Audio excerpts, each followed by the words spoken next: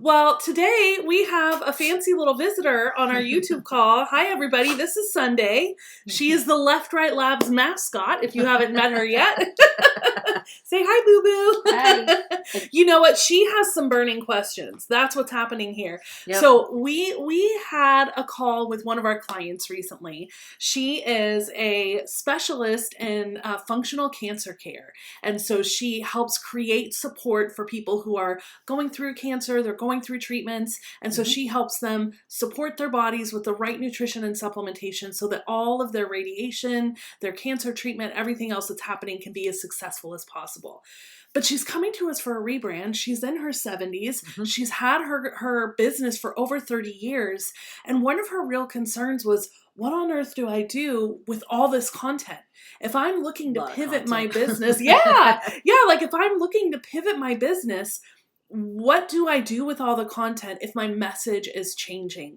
And it really got me thinking. This is a question that we run into almost every time we do a rebrand for an established client. So I'm kind of curious, Gretchen, can you walk through what are the first, second, third step that you would do with a client going through this process? Yeah, so step one, well, we do some brand strategy first to figure out where do you want to go first. So we got to define what's the end game. Yeah. And once we know what the end game is, then we go back and we do what's called a content inventory with the client.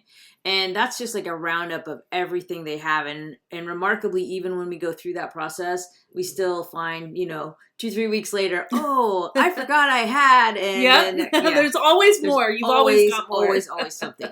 So, but we try to get as much as we can out of the gate. And when we do that, then we have an idea of, number one, the volume that is there. And then we can kind of start to corral and look for categories and buckets and figure things out. Because a lot of times these clients, they've been in business for a long time. Yes. And they have amassed a ton of information. Some of it's outdated. Some of it is not even being used anymore. It could be old lead magnets, things like that. And we start to just, step number 2 is culling all that information and just saying, okay, what do we need and what do we don't need? And then, well, and so when you're doing that, when you're going through a content inventory and you're culling the information, does that mean that you should actually delete information that you've created? Like, we've had a lot of clients ask, do I just delete my whole old blog? What's your recommendation on that? That's a good question. If the information is so outdated that you're never going to use it again, I obviously just delete it. Sometimes it's just mangled or it's part of another plugin or something. There's just all kinds of reasons why some stuff just needs to be deleted. But if it's something where you're like, I kind of like what I wrote, but it really needs to be refreshed, but I don't want it out there right now. In those cases, I would say, save it. You can preserve it in a lot of different ways, but I would say save that and then, stick it in your back pocket. And when you have a little bit more time after you've rebranded and refreshed and gotten your new direction going, then go back and see how you can make that fit into the new direction. Well, and I would also say you've probably built like good backlinks or, good traffic to certain pages. So it's incredibly important to do that content inventory that Gretchen mentioned, because you definitely want to make sure you're not removing content that is high traffic content for you. Yeah, always check that with like Google. Google Analytics is a typical tool that people are using to track that. So, or what if there's something different, that's fine. But always check and see what kind of traffic are you getting to that. Because if it's outdated, but you're getting traffic to it. Yeah. Then you want to look at, okay, can I just modify this content so it's more relevant, it makes more sense? Because if it's outdated content, number one, you're either giving them bad advice or you're giving them content, then when they get there, they're going to be like, ugh, this isn't really what I wanted, and they're going to bounce. And we don't want that. So look at those metrics, make sure that traffic's not bouncing, figure out what the right move is, and then update that content accordingly. If that content happens to be something where it's like, that's just not, just cut it, kill it, then we need to set a redirect, because we don't want that page to just disappear and then Google think you're just willy-nilly cutting stuff out of your website, because you definitely don't want to do that. Well, and this is your thought leadership. So it really needs to be treated with respect. So I would highly recommend, if you're going through this process, it is not you on a whim randomly deleting things. Like, There is a real process that you should go through for this. And so if a client is starting by, or a thought leader is starting by going through and doing a content inventory, basically assessing all the content on their site, deciding what's still relevant, what could we maybe think about getting rid of, are there ways for them to preserve content that they may want to get rid of? Oh yeah. Data is data. It's just text, or bytes but it's digital data. So you can export that and archive it away. You could copy paste it into Google Docs. There's all kinds of ways to preserve it. If it's like a WordPress site or something like that, just save it as draft so it's still in the back end. But I mean, for me personally, what I would do is I would archive that somewhere outside of your website or your database, because your website, especially if you've been in business for a long, long time, is going to be pretty bloated and big.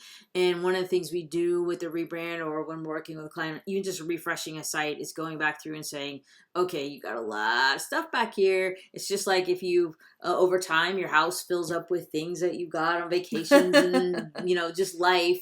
And every once in a while, you got to do that spring cleaning and wipe. And that's pretty much what every website needs.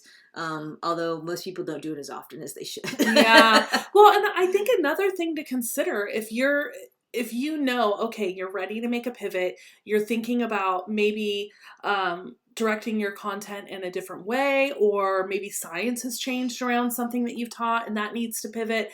But if it's content that you think, hey, this might still be relevant, but how's it going to connect to my new brand direction? That's really the fun and the creativity of it. Mm-hmm. So then that next step is really thinking about, well, what is your new process going to be like? Are there new content categories that you want to align to? Sometimes it's just a matter of rethinking, what are the buckets that I want to teach people around? So for us, we help our clients get clear, get noticed, and get paid. So get clear is strategy, get noticed is brand visuals and development, get paid is e-commerce and ongoing funnels. So when we think about those content categories for ourselves, now we can recategorize blogs. Maybe we can take something that we used to speak about it in one way, but oh wait, it actually still really fits in this category. So in some instances, it's keeping the same content but putting a new label on it, and thinking about it from a slightly new angle. And so it doesn't mean that you have to wipe out your whole history of thought leadership. We do not want to do that. There's brand equity in that. So you've really got to think through the steps and the nuances of it. Is there anything else that you would recommend that they do if they're finding themselves facing a content shift like this? Basically, I'm just going to echo what you just said. Don't wipe it out just because you think it's irrelevant. Again, look at the traffic. Make sure that you're not, basically harming yourself in your traffic by getting rid of something that might have been pulling things in. We had a post like that on our website. It was about gym owners, and we had kind of pivoted, and we weren't really working with gym owners very much, but that post was bringing in so much traffic that I'm like, I can't remove it, but I'm gonna retool this a little bit. So we just refreshed the blog post itself. It's still bringing in traffic because Google still sees it as relevant for the search keywords that it's connected to. So there's lots of ways to, just make sure that stuff is still relevant, or still keeping it relevant. And another thing that I notice when we do these content inventories is a lot of people have just massive amounts of categories and tags in the back end of their sites and on their posts, and they've tagged it with 20 different things. And that's overwhelming to the reader. Even people, I used to love to do that. We'll go back and read a blog post and then look at the tags and say, well, I read this post because I'm interested in this topic. So, hey, there's a keyword for this topic. Let me just keep going. And I would dig, and I would go through, and I would very much engage with people's blogs in that manner.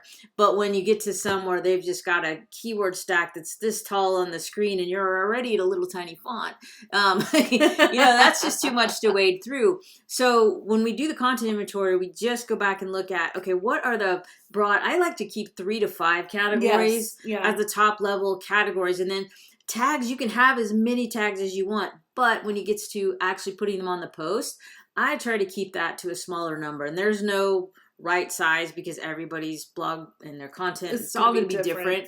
But I do try to right size that down to where it's just a manageable chunk of tags for that blog post so that they're not overwhelmed when they look at that. And I would definitely caution that this is a step that should not be done before you know where the brand is going.